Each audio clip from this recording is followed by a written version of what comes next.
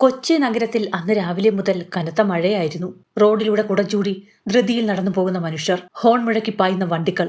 എന്നാൽ ഇതൊന്നും ശ്രദ്ധിക്കാതെ MG റോഡിലെ ഒരു വലിയ കഫേയുടെ ജനൽ ചില്ലിനരികിൽ ആതിര ഇരിക്കുകയായിരുന്നു. അവളുടെ മുന്നിലിരുന്ന കാപ്പി തണുത്തുറഞ്ഞിരുന്നു. പുറത്തു പെയ്യുന്ന മഴത്തുള്ളികൾ ജനൽ ചില്ലിലൂടെ ഒലിച്ചിറങ്ങുമ്പോൾ ആതിരയുടെ കണ്ണുകളിൽ നിന്നും കണ്ണീർ ഒലിച്ചിറങ്ങുന്നുണ്ടായിരുന്നു. അവൾ ഓർക്കുകയായിരുന്നു, കൃത്യം 3 വർഷം മുൻപ് ഇതേപോലെ ഒരു മഴ ദിവസമാണ് അവൻ അവളുടെ ജീവിതത്തിലേക്ക് കൊടുങ്കാറ്റായി കടന്നു വന്നത്. അന്ന് ആതിര കോളേജ് കഴിഞ്ഞ് ബസ് സ്റ്റോപ്പിൽ നിൽക്കുകയായിരുന്നു. കയ്യിൽ കുടയില്ല. പെട്ടെന്നാണ് ഒരു ബൈക്ക് അവളുടെ മുന്നിൽ വന്ന് ബ്രേക്കിട്ടത്. നനഞ്ഞു കുതിർന്ന മുടിയും തോളിൽ ഒരു സൈഡ് ബാഗും മുഖത്തൊരിക്കലും മായാത്ത ഒരു കള്ളച്ചിരിയുമുള്ള ഒരു ചെറുപ്പക്കാരൻ, ഗൗതം. അവൾ പഠിക്കുന്ന കോളേജിലെ തന്നെ യൂണിയൻ ലീഡറായിരുന്നു അവൻ. എന്താടോ ഇങ്ങനെ നനഞ്ഞു നിന്നാൽ പനി പിടിക്കും, ദാ ഈ കുട പിടിച്ചോ. ഗൗതം തന്റെ കയ്യിലിരുന്ന കുട അവൾക്ക് നേരെ നീട്ടി.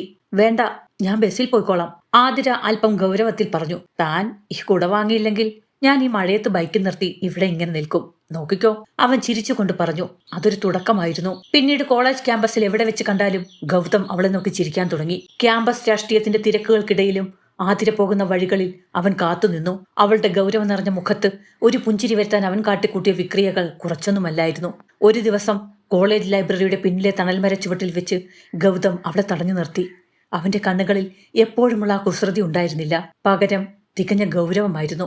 ആതിര, എനിക്ക് രാഷ്ട്രീയമുണ്ട്, ഗുണ്ടായുസമുണ്ടെന്ന് പലരും പറയും. പക്ഷെ ഒന്നുറപ്പാ, ഞാൻ നിന്നെ സ്നേഹിക്കുന്നത് പോലെ ഈ ഭൂമിയിൽ മറ്റാർക്കും സ്നേഹിക്കാൻ കഴിയില്ല. നിനക്ക് എന്നെ വിശ്വാസമില്ലേ? ആതിര ഒന്നും പറഞ്ഞില്ല. പക്ഷെ അവളുടെ കുനിഞ്ഞ തലയും മുഖത്ത് പടർന്ന ചുവപ്പും അവൾക്ക് സമ്മതമാണെന്ന് വിളിച്ചോതുന്നുണ്ടായിരുന്നു. അന്ന് തൊട്ട് കൊച്ചി നഗരം അവരുടെ പ്രണയത്തിന് സാക്ഷിയായി. മറൈൻ ഡ്രൈവിലെ ചൈനീസ് നൈറ്റുകൾക്ക് താഴെയും ഫോർട്ട് കൊച്ചിയിലെ കടൽ തീരത്തും അവർ കൈകോർത്ത് നടന്നു. ഭാവി ജീവിതത്തെക്കുറിച്ച് അവർ ഒരുപാട് സ്വപ്നങ്ങൾ നെയ്തുകൂട്ടി. ഒരു ചെറിയ വീട്, അവിടെ രണ്ടുപേരും മാത്രമുള്ള ഒരു ലോകം. എന്നാൽ വിധി അവർക്കായി കരുതി വെച്ചത് മറ്റൊന്നായിരുന്നു.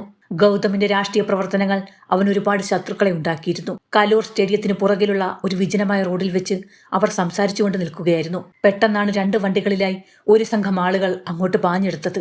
അവരുടെ കയ്യിൽ മാരകായുധങ്ങളുണ്ടായിരുന്നു. ഗൗതം പെട്ടെന്ന് ആതിരെ ഒരു മതിലിന്റെ മറവിലേക്ക് തള്ളി മാറ്റി. അവൻ ഉറക്കെ വിളിച്ചു പറഞ്ഞു, ആതിര, നീ ഇവിടെ നിന്ന് മാറിക്കോ, ഓടിക്കോ നീ, അവൻ ഉറക്കെ വിളിച്ചു പറഞ്ഞു. അവനൊറ്റയ്ക്ക് ആ സംഘത്തോട് പൊരുതി. എന്നാൽ ശത്രുക്കൾ തക്കം പാർത്തിരിക്കുകയായിരുന്നു. പെട്ടെന്നാണ് അവിടേക്ക് പോലീസ് വണ്ടിയുടെ സൈറൺ ശബ്ദം കേട്ടത്. പരിഭ്രാന്തരായ ആ സംഘത്തിലെ ഒരാൾ കയ്യിലിരുന്ന തോക്കെടുത്ത് ഗൗതമിന് നേരെ വെടിയുതിർത്തു. കരളലിയിക്കുന്ന ഒരു ശബ്ദം ആ പ്രകൃതിയെ പിടിച്ചു കുലുക്കി. നെഞ്ചിൽ വെടിയേറ്റ് ഗൗതം നിലത്തേക്ക് വീണു. ആതിര നിലവിളിച്ചുകൊണ്ട് ഓടിച്ചെന്ന് അവന്റെ തല തന്റെ മടിയിൽ വെച്ചു. അവന്റെ നെഞ്ചിൽ നിന്നും ചോര ഒഴുകി അവളുടെ വസ്ത്രങ്ങളെ ചുവപ്പിച്ചു. ആതിര, എനിക്ക് നിന്നെ ഒരുപാട്. ഗൗതമിന് വാചകം പൂർത്തിയാക്കാൻ കഴിഞ്ഞില്ല. അവന്റെ കണ്ണുകൾ പതിയെ അടഞ്ഞു. ആ കൈകൾ ജീവനറ്റ് നിലത്തേക്ക് വീണു. കൊച്ചിയിലെ ആ തെരുവിൽ പെയ്യുന്ന മഴയത്ത് ചോരയെ കുളിച്ചു കിടക്കുന്ന ഗൗതമിന്റെ ശരീരവും കെട്ടിപ്പിടിച്ച് ആതിര ഒരു ഭ്രാന്തിയെപ്പോലെ നിലവിളിച്ചു. അവളുടെ ജീവിതത്തിലെ പ്രകാശമാണ് അന്ന് അവിടെ അണഞ്ഞുപോയത്. വർഷം 3 കഴിഞ്ഞിട്ടും ആതിര ആ ഓർമ്മകളിൽ നിന്നും പുറത്തു കടന്നിരുന്നില്ല. മകളുടെ ഈ അവസ്ഥ കണ്ട് അവളുടെ അമ്മയും അച്ഛനും ദിവസവും കണ്ണീരൊഴുക്കി. അവൾ വീണ്ടും ജീവിക്കണം, ഒരു കുടുംബം ഉണ്ടാകണം എന്നവർ ആഗ്രഹിച്ചു. അങ്ങനെയാണ് ഹരിനാരായണൻ എന്ന ഹരിയുടെ വിവാഹാലോചന വരുന്നത്. ബാംഗ്ലൂരിൽ വലിയൊരു മൾട്ടിനാഷണൽ കമ്പനിയിൽ ഉയർന്ന പോസ്റ്റിലുള്ള ലളിതനായ ഒരു യുവാവ്. ആതിരയെ പെണ്ണ് കാണാൻ ഹരിയും കുടുംബവും വീട്ടിലെത്തി. എല്ലാവരും ചായ കുടിച്ച് സംസാരിക്കുമ്പോൾ ആതിര മുറിക്കുള്ളിൽ ശൂന്യതയോടെ ഇരിക്കുകയായിരുന്നു. അമ്മ വന്ന് നിർബന്ധിച്ചപ്പോൾ അവൾ ഹരിയുടെ മുന്നിലേക്ക് ചെന്നു. ഹരി അവളെ നോക്കി സൗമ്യമായി പുഞ്ചിരിച്ചു. ആതിര അവനെ നോക്കിയതേയില്ല. ഹരി അവളോട് തനിയെ സംസാരിക്കണമെന്ന് ആവശ്യപ്പെട്ടു. എല്ലാവരും മാറിയപ്പോൾ ഹരി ചോദിച്ചു, ആതിരയ്ക്ക് ഈ വിവാഹത്തിന് താല്പര്യമുണ്ടോ? എന്തെങ്കിലും തുറന്നു പറയാനുണ്ടോ? ആതിര ഹരിയെ നോക്കി. അവളുടെ കണ്ണുകളിൽ ഭയമോ സങ്കടമോ ഇല്ലായിരുന്നു, വെറും ഒരു മരവിപ്പ് മാത്രം. അവൾ പറഞ്ഞു, എനിക്ക് പ്രത്യേകിച്ച് ഒന്നും പറയാനില്ല. എൻ്റെ വീട്ടുകാർക്ക് ഞാൻ കല്യാണം കഴിക്കണമെന്നാണ്. അതിനപ്പുറം എനിക്ക് ചോയ്സ് ഇല്ല. ഹരി വിചാരിച്ചത് അവൾ നാണം കൊണ്ടോ അല്ലെങ്കിൽ ഒരു സാധാരണ പെൺകുട്ടിയുടെ ഗൗരവം കൊണ്ടോ ആണ് അങ്ങനെ സംസാരിക്കുന്നതെന്നാണ്. അവൻ അവളെ ഒരുപാട് ഇഷ്ടപ്പെട്ടു. അങ്ങനെ കല്യാണം ഉറപ്പിച്ചു. കല്യാണ ദിവസം കല്യാണപ്പന്തൽ മനോഹരമായി അലങ്കരിച്ചിരുന്നു. നാദസ്വരവും ആളുകളുടെ ബഹളവും. പക്ഷെ ആതിരയ്ക്ക് അതൊന്നും കേൾക്കാൻ കഴിയുന്നുണ്ടായിരുന്നില്ല. അവൾ ചുവന്ന പട്ടുസാരി ഉടുത്ത് വധുവായിരിക്കുമ്പോഴും അവളുടെ മനസ്സിൽ ഗൗതമിന്റെ ചോര നിറഞ്ഞ മുഖം മാത്രമായിരുന്നു. ഹരി അവളുടെ കഴുത്തിൽ താലി ചാർത്തി. വധൂവരന്മാർക്കായി അവർ നിൽക്കുമ്പോഴും ആതിരയുടെ മുഖത്ത് ഒരു നേർത്ത പുഞ്ചിരി പോലും ഉണ്ടായിരുന്നില്ല. മകളുടെ വിവാഹം കഴിഞ്ഞെന്ന ആശ്വാസത്തിൽ അച്ഛനും അമ്മയും കരയുന്നത് അവൾ കണ്ടു. യാത്ര പറയാൻ നേരത്ത് അമ്മ ആതിരയെ കെട്ടിപ്പിടിച്ച് കാതിൽ പറഞ്ഞു, മോളെ, കഴിഞ്ഞതൊക്കെ കഴിഞ്ഞു. ഇനി നിനക്കൊരു ജീവിതമുണ്ട്. ഹരി വളരെ നല്ലൊരു കുട്ടിയാണ്. നീ എല്ലാം മറന്ന് ജീവിക്കണം. ആതിര ഒന്നും മിണ്ടിയില്ല. അവൾ ഹരിയോടൊപ്പം ബാംഗ്ലൂരിലേക്കുള്ള കാറിലേക്ക് കയറി. കൊച്ചി നഗരം പിന്നിലേക്ക് മറയുമ്പോൾ അവൾ തന്റെ ഭൂതകാലത്തെ അവിടെ ഉപേക്ഷിക്കുകയാണെന്ന് കരുതി. പക്ഷെ അവളുടെ മനസ്സിലെ ഗൗതമിനെ ഇല്ലാതാക്കാൻ ആർക്കും കഴിയില്ലായിരുന്നു. പുതിയൊരു നഗരത്തിലേക്ക് തീർത്തും അപരിചിതനായ ഒരു ഭർത്താവിനോടൊപ്പം അവൾ യാത്രയായി. കൊച്ചിയിൽ നിന്നും ബാംഗ്ലൂരിലേക്കുള്ള ആ നീണ്ട യാത്രയിലുടനീളം കാറിനുള്ളിൽ നിശബ്ദതയുണ്ടായിരുന്നു. ഡ്രൈവ് ചെയ്യുന്നതിനിടയിൽ ഹരി ഇടയ്ക്കിടെ ആതിരയെ നോക്കുന്നുണ്ടായിരുന്നു. അവൾ ജനൽ ചില്ലിലൂടെ പുറത്തേക്ക് നോക്കി ശൂന്യമായിരിക്കുകയാണ്. ബാംഗ്ലൂർ നഗരത്തിന്റെ തിരക്കുകളിലേക്ക് കാർ പ്രവേശിച്ചു. ഒടുവിൽ ഹരിയുടെ ഫ്ളാറ്റിന് മുന്നിൽ വണ്ടി നിന്നു. പച്ചപ്പും ശാന്തതയും നിറഞ്ഞ ഒരു വലിയ അപ്പാർട്ട്മെന്റ് സമുച്ചയം. ലിഫ്റ്റിൽ കയറി മുകളിലത്തെ നിലയിലെത്തി ഹരി വാതിൽ തുറന്നു. വളരെ മനോഹരമായി ഒരു പെൺകുട്ടിയുടെ ഇഷ്ടങ്ങൾ മുൻകൂട്ടി കണ്ട് ഹരി തന്നെ ഒരുക്കിയ വീടായിരുന്നു അത്. ലിവിംഗ് റൂമിലെ മനോഹരമായ പെയിന്റിങ്ങുകളും ചെടികളും ആതിരയുടെ ശ്രദ്ധയിൽപ്പെട്ടെങ്കിലും അവൾ ഭാവവ്യത്യാസമില്ലാതെ നിന്നു. ആതിര, ഇതാണ് നമ്മുടെ വീട്. നിനക്കിഷ്ടപ്പെട്ടോ? എന്തെങ്കിലും മാറ്റങ്ങൾ വരുത്തണമെന്നുണ്ടെങ്കിൽ നമുക്ക് മാറ്റാം കേട്ടോ. ഹരി വളരെ സ്നേഹത്തോടെ ചോദിച്ചു. ആതിര ഒന്ന് തലയാട്ടുക മാത്രം ചെയ്തു. അവളുടെ ആ മൗനം യാത്രയുടെ ക്ഷീണം കൊണ്ടാകാമെന്ന് കരുതി ഹരി അത് കാര്യമാക്കിയില്ല. രാത്രി 10 മണിയായി. ഹരിയുടെ അമ്മയും ബന്ധുക്കളും കൊച്ചിയിലേക്ക് മടങ്ങിയിരുന്നു. വീട് ശാന്തമായി. കിടപ്പുമുറിയിൽ ആതിര അപ്പോഴും ആ കനത്ത കല്യാണപ്പട്ടണിഞ്ഞ് കട്ടിലിന്റെ ഒരറ്റത്തിരിക്കുകയായിരുന്നു. മുറിയിൽ നേർത്ത സുഗന്ധമുള്ള മെഴുകുതിരികൾ കത്തുന്നുണ്ടായിരുന്നു. കയ്യിൽ ഒരു ഗ്ലാസ് പാലുമായി ഹരി മുറിയിലേക്ക് കടന്നു വന്നു. അവൻ വാതിൽ ചാരി. ഹരിയുടെ മനസ്സിൽ ഒരു പുതിയ ജീവിതം തുടങ്ങുന്നതിൻ്റെ എല്ലാ സന്തോഷവും പ്രതീക്ഷയും ഉണ്ടായിരുന്നു. അവൻ ആതിരയുടെ അരികിലേക്ക് നടന്നു ചെന്നു. അവൾ ഭയത്തോടെയും അസ്വസ്ഥതയോടെയും ഒരൽപ്പം മാറിയിരുന്നു. ആതിര, കുറെ നേരമായില്ലേ? നീ സാരിയൊക്കെ ഉടുത്തിരിക്കുന്നു. മാറ്റി ഫ്രഷായിക്കോളൂ. ദാ, ഈ പാൽ കുടിക്കൂ. ഹരി ഗ്ലാസ് അവൾക്ക് നേരെ നീട്ടി. ആതിര ഗ്ലാസ് വാങ്ങി അടുത്തിരുന്ന ടേബിളിൽ വെച്ചു. അവൾ ബെഡ്ഷീറ്റിൽ മുറുകെ പിടിച്ചിട്ടുണ്ടായിരുന്നു. അവളുടെ കൈകൾ വിറയ്ക്കുന്നുണ്ടായിരുന്നു. ഹരി അവളുടെ ഭാവമാറ്റം ശ്രദ്ധിച്ചു. അവൻ അവളുടെ അരികിലിരുന്ന് വളരെ പതുക്കെ അവളുടെ തോളിൽ കൈവയ്ക്കാൻ ആഞ്ഞു. ആതിര, എന്താ പറ്റിയത്? പേടിയുണ്ടോ? ഹരി വളരെ പതുക്കെ ചോദിച്ചു. അവന്റെ കൈ തന്റെ തോളിൽ തൊട്ട നിമിഷം കറണ്ടടിച്ചതുപോലെ ആതിര പെട്ടെന്ന് എഴുന്നേറ്റു മാറി. അവളുടെ കണ്ണുകളിൽ ദേഷ്യവും അത്രമേൽ സങ്കടവും നിറഞ്ഞിരുന്നു. എന്നെ തൊടരുത്, ദയവായി എന്നെ തൊടരുത്, ആതിര ഉറക്കെ പറഞ്ഞു. അവളുടെ ശബ്ദം വിറയ്ക്കുന്നുണ്ടായിരുന്നു. ഹരി ഞെട്ടിപ്പോയി. അവൻ കട്ടിലിൽ നിന്നും എഴുന്നേറ്റു. എന്താ ആതിര, ഞാൻ എന്തെങ്കിലും തെറ്റ് ചെയ്തോ? തെറ്റ് നിങ്ങൾ ചെയ്തതല്ല ഹരി, എൻ്റെ വീട്ടുകാർ ചെയ്തതാണ്. എൻ്റെ മനസ്സ് മനസ്സിലാവാതെ എന്നെ ഇങ്ങോട്ട് കെട്ടിച്ചു വിട്ട അവർ ചെയ്തതാണ് തെറ്റ്. ആതിര കരയാൻ തുടങ്ങി. എനിക്ക് മനസ്സിലാകുന്നില്ല ആതിര, നീ എന്താണ് ഈ പറയുന്നത്? ഹരിയുടെ സ്വരത്തിൽ പരിഭ്രമം നിറഞ്ഞു. എൻ്റെ മനസ്സിൽ മറ്റൊരാളായിരുന്നു ഹരി. ഞാൻ ജീവന് തുല്യ സ്നേഹിച്ച ഒരാൾ, ഗൗതം. അവനൊന്നും ജീവിച്ചിരിപ്പില്ല. പക്ഷെ അവന്റെ ഓർമ്മകളുള്ള ഈ മനസ്സിലേക്ക് മറ്റൊരാളെ കൊണ്ടുവരാൻ എനിക്ക് കഴിയില്ല. ഒരു ഭർത്താവായി നിങ്ങളെ കാണാൻ എൻ്റെ ആത്മാവിന് പോലും കഴിയില്ല ഹരി. എൻ്റെ ശരീരം വേണമെങ്കിൽ നിങ്ങൾക്ക് തരാം, പക്ഷെ അതിൽ ജീവൻ ഉണ്ടാവില്ല. ഒരു പ്രതിമയെപ്പോലെ ആതിര പൊട്ടിക്കരഞ്ഞുകൊണ്ട് തറയിലിരുന്നു. ഹരി ഒരു നിമിഷം ധരിച്ചു നിന്നുപോയി. അവന്റെ ഉള്ളിൽ കെട്ടിപ്പൊക്കിയ സ്വപ്നങ്ങളുടെ കൊട്ടാരമാണ് ആ ഒറ്റ നിമിഷം കൊണ്ട് തകർന്നു വീണത്. അവന്റെ കണ്ണുകൾ നിറഞ്ഞു. ഏതൊരു പുരുഷനും നിയന്ത്രണം നഷ്ടപ്പെടുന്ന സാഹചര്യം. പക്ഷെ ഹരി തികച്ചും ശാന്തനായിരിക്കാൻ ശ്രമിച്ചു. അവനൊരു ദീർഘശ്വാസം എടുത്തു. ഹരി പതുക്കെ നടന്ന് തന്റെ അലമാര തുറന്നു. അവിടെ നിന്നും മനോഹരമായി ഗിഫ്റ്റ് പേപ്പർ പൊതിഞ്ഞ ഒരു വലിയ പെട്ടിയെടുത്തു. അവനത് ആതിരയുടെ മുന്നിലെ ടേബിളിൽ വെച്ചു. ആതിര, നീ പറഞ്ഞതൊക്കെ ഞാൻ കേട്ടു. എനിക്ക് എന്ത് പറയണമെന്നറിയില്ല. പക്ഷേ ഇത് ഞാൻ നിനക്കായി ബാംഗ്ലൂരിൽ നിന്നും വാങ്ങിച്ചതാണ്. നമ്മുടെ കല്യാണ സമ്മാനം. ഇതൊരു കാസറ്റ് പ്ലെയർ ആണ്. നിനക്ക് പാട്ടുകൾ കേൾക്കാൻ ഇഷ്ടമാണെന്ന് നിന്റെ വീട്ടുകാർ പറഞ്ഞിരുന്നു. ഹരിയുടെ ശബ്ദം ഇടറുന്നുണ്ടായിരുന്നു. സമ്മാനപ്പെട്ടിയിലേക്ക് നോക്കി ആതിരയുടെ ഉള്ളിൽ ദേഷ്യമാണ് വന്നത്. തന്നേക്കാൾ, തന്റെ അവസ്ഥയേക്കാൾ ഹരി ആ സമ്മാനത്തിനാണ് വില നിൽക്കുന്നത് എന്നവൾ തെറ്റിദ്ധരിച്ചു. എനിക്ക് നിങ്ങളുടെ ഒരു സമ്മാനവും വേണ്ട ഹരി. എനിക്ക് വേണ്ടത് എന്റെ സ്വാതന്ത്ര്യമാണ് എന്ന് ഉറക്കെ വിളിച്ചു പറഞ്ഞുകൊണ്ട് ആതിര ആ പെട്ടി കൈകൊണ്ട് തട്ടിത്തെറിപ്പിച്ചു. ആ പെട്ടി തറയിലേക്ക് വീണ് പൊട്ടിത്തകർന്നു. അതിനുള്ളിലെ കാസറ്റുകളും സ്പീക്കറിന്റെ ഭാഗങ്ങളും ചിതറിത്തെറിച്ചു. ആ മുറിയിൽ പിന്നീട് വലിയൊരു നിശബ്ദതയായിരുന്നു. ഹരി ആ തകർന്ന പെട്ടിയിലേക്ക് നോക്കി നിന്നു. അവന്റെ മനസ്സ് ആ പെട്ടി പോലെ തകർന്നിരുന്നു. അവൻ ആതിരയെ ഒന്നും പറഞ്ഞില്ല. ഒരു വാക്കുപോലും ദേഷ്യപ്പെട്ട് സംസാരിച്ചില്ല. അവൻ കട്ടിലിരുന്ന തന്റെ തലയിണയും ഒരു പുതപ്പും എടുത്തു.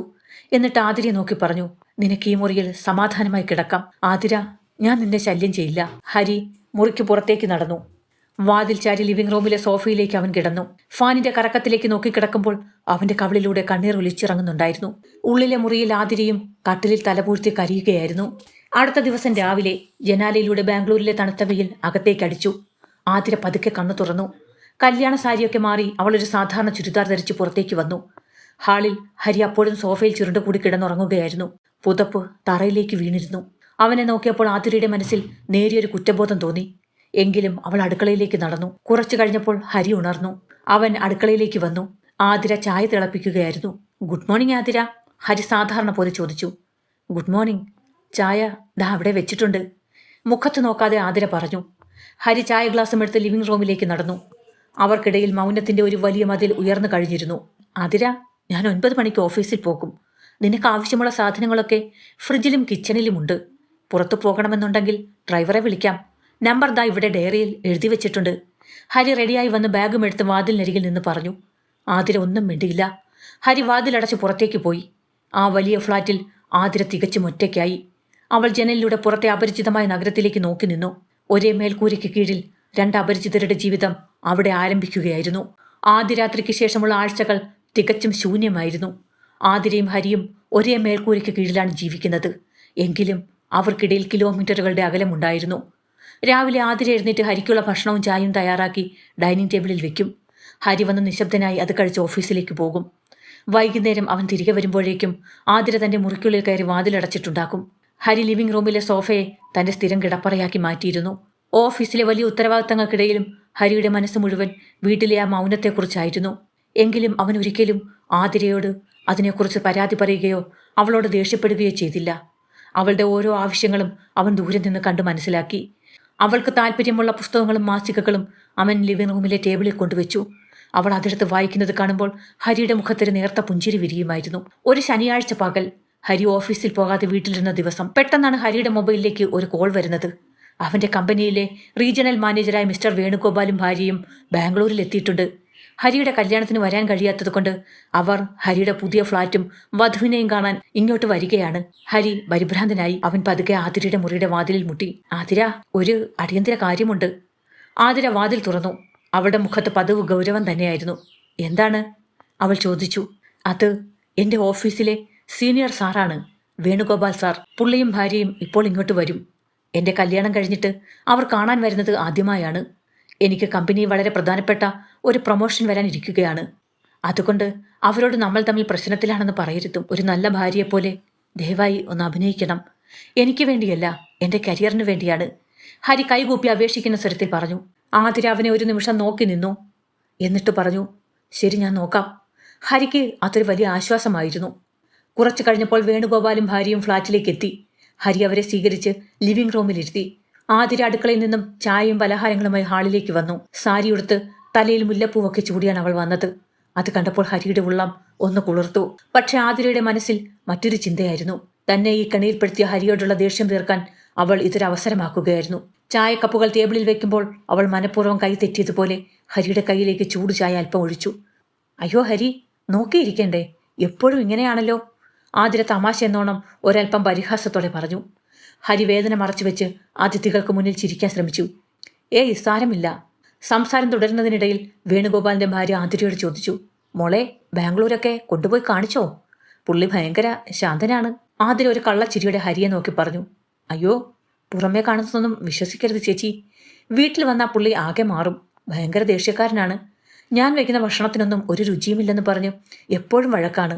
എന്നെ ഒന്നിനും അനുവദിക്കാറില്ല. ഹരി ഞെട്ടിപ്പോയി. അവൻ ആതിരയെ നോക്കി. അവളുടെ കണ്ണുകളിൽ തനിക്കെതിരെയുള്ള പ്രതികാരത്തിന്റെ തിളക്കമായിരുന്നു. അതിഥികൾക്ക് മുന്നിൽ ഹരി ആകെ നാണം കെട്ടുപോയി. വേണുഗോപാലും ഭാര്യയും പരസ്പരം നോക്കി. അന്തരീക്ഷം പെട്ടെന്ന് അസ്വസ്ഥമായി. ഹരി എങ്ങനെയൊക്കെയോ ആ സാഹചര്യം ഒതുക്കി തീർക്കാൻ ശ്രമിച്ചു. അത് സാർ, അവൾ ചുമ്മാ തമാശ പറയുന്നതാ. ഞങ്ങൾ തമ്മിൽ കുഴപ്പമൊന്നുമില്ല. ഹരി വിക്കി വിറച്ചുകൊണ്ട് പറഞ്ഞു. അതിഥികൾ അധികം വൈകാതെ തന്നെ അവിടെ നിന്നും യാത്ര പറഞ്ഞിറങ്ങി. അവർ പോകുമ്പോൾ ഹരിയുടെ മുഖത്തേക്ക് നോക്കാൻ പോലും അവർക്ക് മടിയായിരുന്നു. അതിഥികൾ പോയി വാതിലടച്ചതും ഹരി തിരിഞ്ഞു നടന്നു. അവനാകെ തകർന്നിരുന്നു. ആതിര ലിവിംഗ് റൂമിലെ ടേബിൾ തുടക്കുകയായിരുന്നു, യാതൊരു കുറ്റബോധവുമില്ലാതെ. ഹരി അവളുടെ അരികിലേക്ക് നടന്നു ചെന്നു. അവന്റെ കണ്ണുകൾ ചുവന്നിരുന്നു. പക്ഷെ ആ ശബ്ദത്തിൽ ദേഷ്യത്തെക്കാൾ കൂടുതൽ നിസ്സഹായതയായിരുന്നു.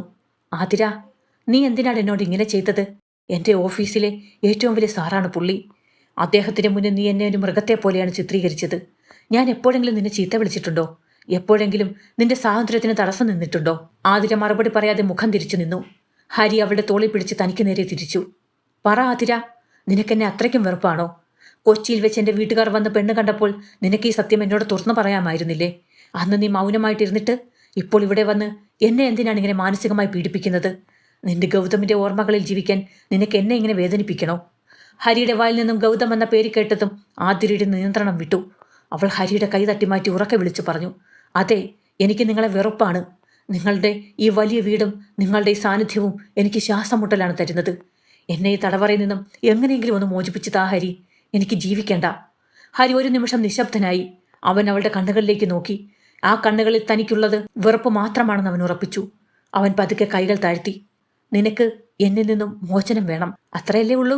നിനക്കെന്നെ അത്രയ്ക്ക് വെറുപ്പാണെങ്കിൽ നമുക്ക് ഡിവോഴ്സ് വാങ്ങാം. നിയമപരമായി തന്നെ വേർപിരിയാം. നിന്നെ ഇനിയും ഈ വീട്ടിൽ നിർത്തി ഞാൻ ശ്വാസം മുട്ടിക്കില്ല. ഹരിയുടെ ആ വാക്കുകൾ കേട്ടപ്പോൾ ആതിരയുടെ ഉള്ളിൽ ഒരു നേർത്ത ആശ്വാസം തോന്നി. ഒടുവിൽ താൻ ആഗ്രഹിച്ച സ്വാതന്ത്ര്യം കിട്ടാൻ പോകുന്നു. പക്ഷെ ഹരിയുടെ ഉള്ളിൽ ആ നിമിഷം ഉണ്ടായ മുറിവ് എത്ര വലുതാണെന്ന് അവൾ അറിഞ്ഞിരുന്നില്ല. ഹരി അന്ന് തന്നെ തന്റെ വക്കീലായ സുഹൃത്തിനെ വിളിച്ച് കാര്യങ്ങൾ സംസാരിക്കാൻ തീരുമാനിച്ചു.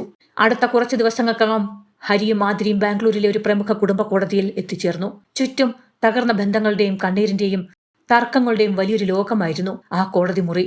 എന്നാൽ ഹരിയും ആതിരയും പരസ്പരം നോക്കാതെ മിണ്ടാതെ കോടതിയുടെ ഒരു കോണിലിരുന്നു. ഹരിയുടെ സുഹൃത്തായ വക്കീൽ പ്രകാശ് അവരുടെ കേസ് ഫയൽ ചെയ്തു.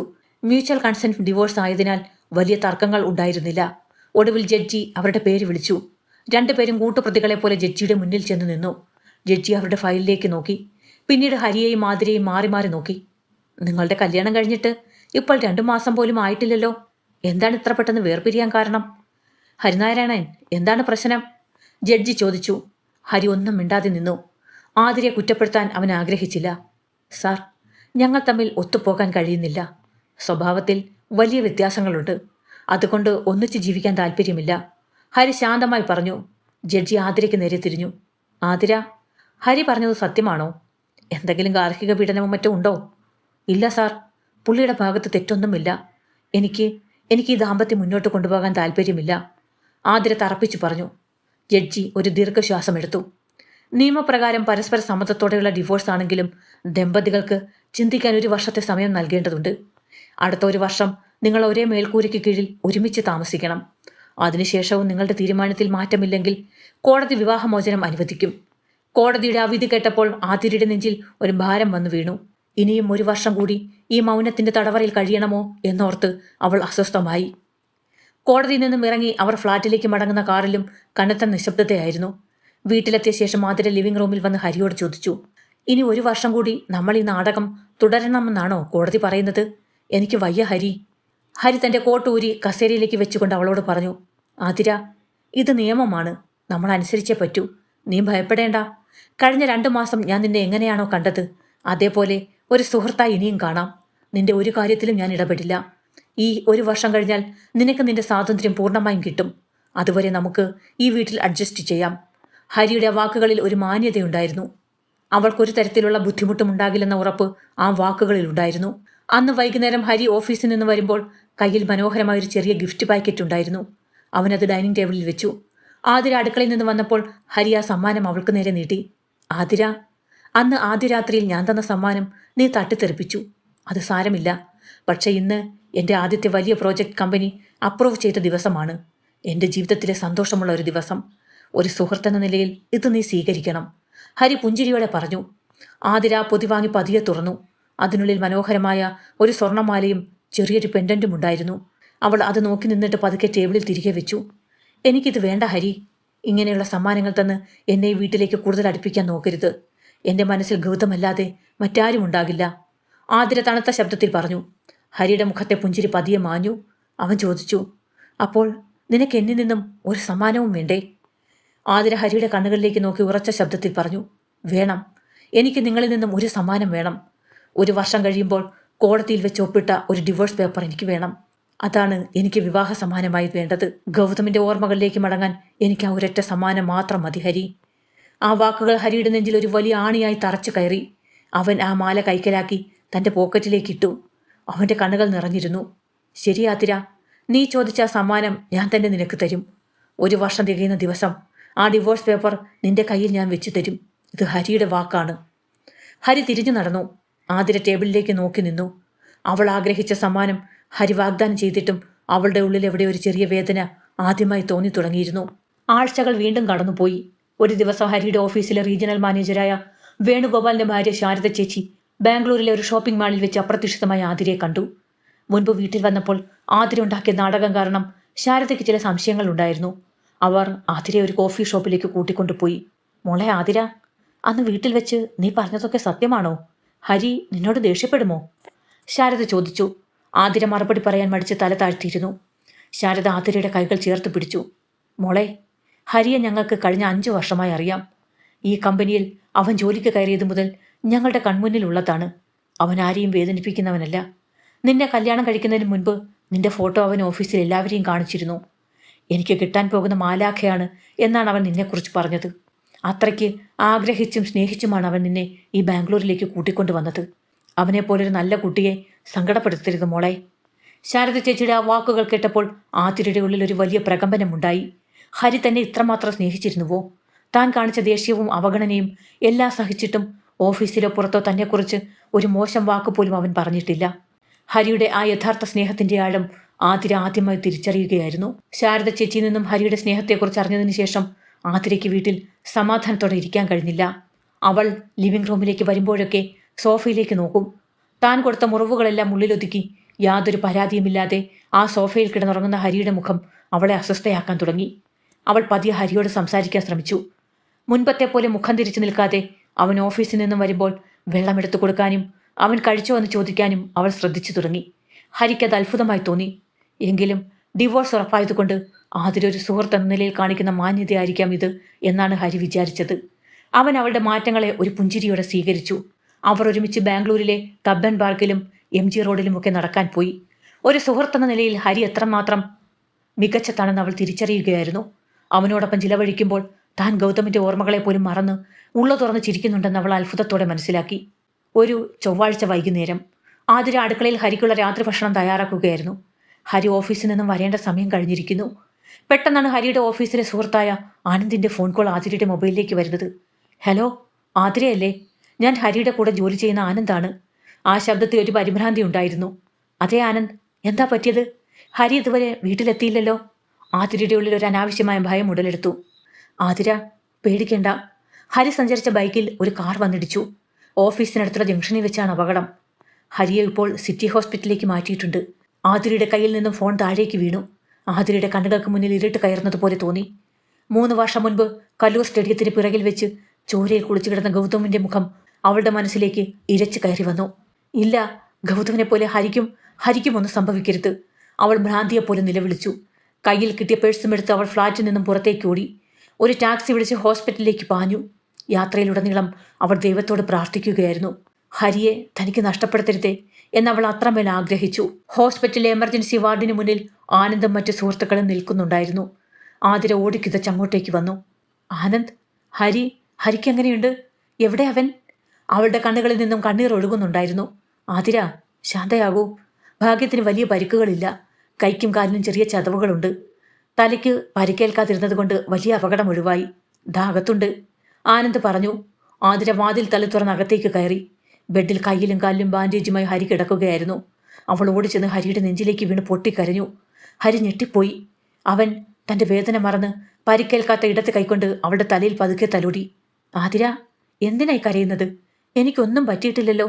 ചെറിയൊരു പോറൽ മാത്രം. നീ എന്തിനാ ഇത്രയും പേടിക്കുന്നത്? ഹരി വളരെ സൗമ്യമായി ചോദിച്ചു. എനിക്ക് പേടിയാവുകയാണ് ഹരി. നിങ്ങളെ എനിക്ക് നഷ്ടപ്പെടുമോ എന്ന് ഞാൻ ഒരുപാട് ഭയന്നുപോയി.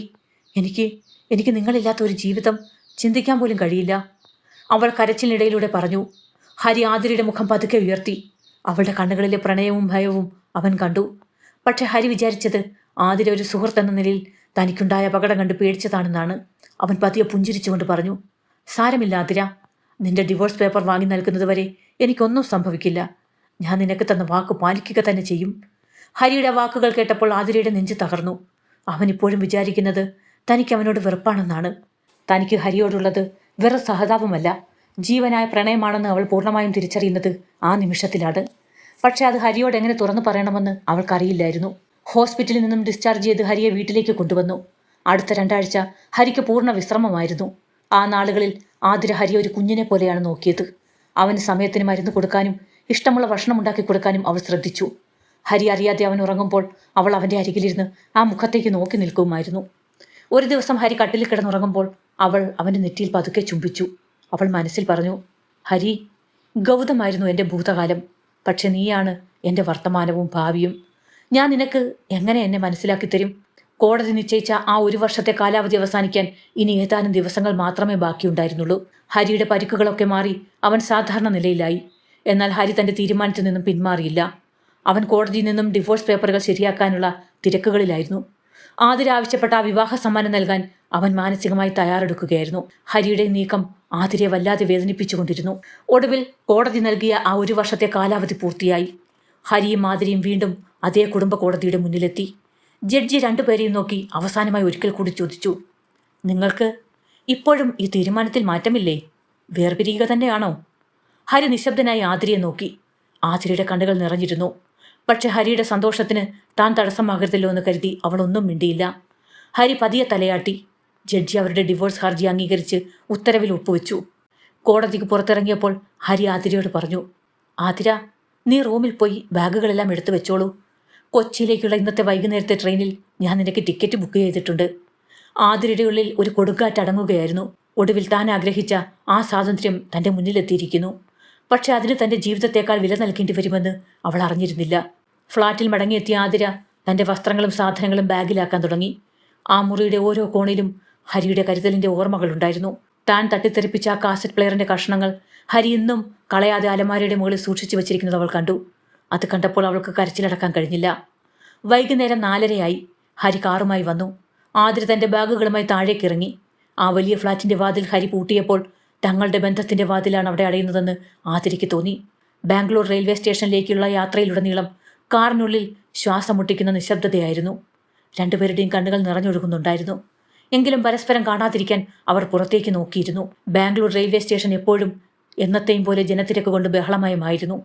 ഹരി ആതിരയുടെ ബാഗുകളെല്ലാം എടുത്ത് അവൾക്ക് പോകേണ്ട ട്രെയിനിൻ്റെ പ്ലാറ്റ്ഫോമിൽ എത്തിച്ചു. കൊച്ചിയിലേക്കുള്ള ട്രെയിൻ അതാ പ്ലാറ്റ്ഫോമിൽ കിടക്കുന്നു. ഹരി തൻ്റെ പോക്കറ്റിൽ നിന്നും ഒരു കവറെടുത്ത് ആതിരയ്ക്ക് നേരെ നീട്ടി. അതിനുള്ളിൽ ട്രെയിൻ ടിക്കറ്റും ഒപ്പം കോടതി അനുവദിച്ച ആ ഡിവോഴ്സ് പേപ്പറും ഉണ്ടായിരുന്നു. ദാ ആതിര, നിന്റെ ടിക്കറ്റ്. പിന്നെ അന്ന് നീ എന്നോട് കല്യാണ സമ്മാനമായി ചോദിച്ച ആ ഒപ്പിട്ട ഡിവോഴ്സ് പേപ്പർ ഇതിലുണ്ട്.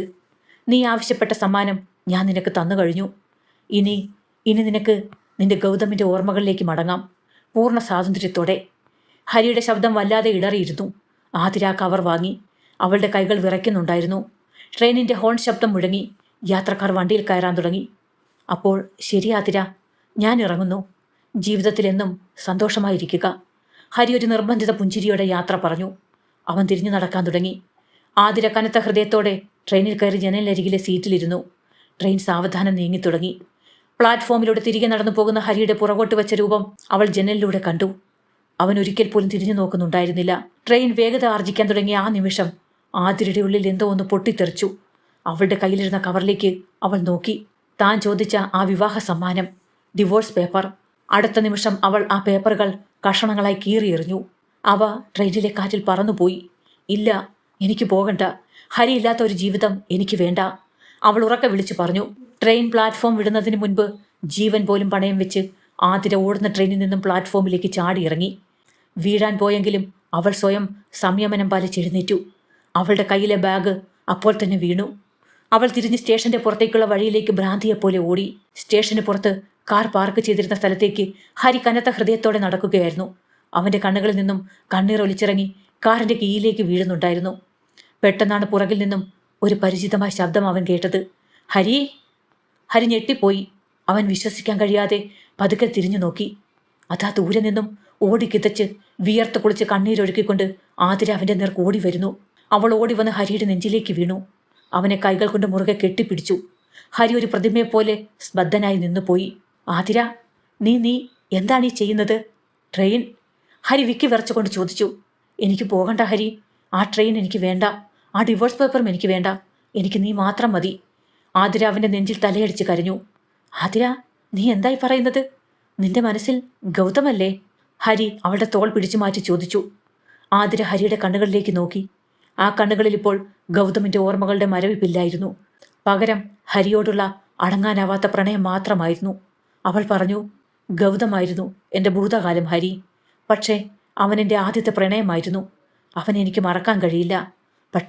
പക്ഷേ നീയാണ് എൻ്റെ വർത്തമാനവും ഭാവിയും. കാരണം നീയാണ് എൻ്റെ അവസാനത്തെ പ്രണയം. നിന്റെ ഈ സ്നേഹത്തിന് മുന്നിൽ ഞാൻ തോറ്റുപോയി ഹരി. എന്നെ നിന്റെ കൂടെ ജീവിക്കാൻ അനുവദിക്കില്ലേ? ഈ ആതിരയെ നിനക്ക് വേണ്ടേ? ഹരിയുടെ ഉള്ളിലെ സങ്കടങ്ങളെല്ലാം ആ ഒറ്റ നിമിഷം കൊണ്ട് മഞ്ഞുപോലെ ഉരുകിത്തീർന്നു. അവനൊന്നും പറഞ്ഞില്ല. അവളുടെ നെറ്റിയിൽ ചേർത്ത് പിടിച്ച് അവൻ അവളെ തൻ്റെ നെഞ്ചിലേക്ക് ആവോളം ചേർത്ത് നിർത്തി. അവർക്കു ചുറ്റും ഒരു പ്രണയസംഗീതം ജനിക്കുകയായിരുന്നു. ഇത്രയും നാൾ അവർക്കിടയിലുണ്ടായിരുന്ന മൗനത്തിൻ്റെ രാഗങ്ങൾ മാറി. അവിടെ ഒന്നാകലിൻ്റെ വലിയൊരു രാഗം പിറന്നു. മനോഹരമായ ഈ കഥ നിങ്ങൾക്ക് ഇഷ്ടപ്പെട്ടുവെങ്കിൽ നമ്മുടെ ചാനൽ ഇപ്പോൾ തന്നെ സബ്സ്ക്രൈബ് ചെയ്യുക. നിങ്ങളുടെ വിലയേറിയ അഭിപ്രായങ്ങൾ കമൻറ്റ് ചെയ്യാൻ മറക്കരുത്. അടുത്ത വീഡിയോയുമായിട്ട് വരുന്നതുവരെ നന്ദി.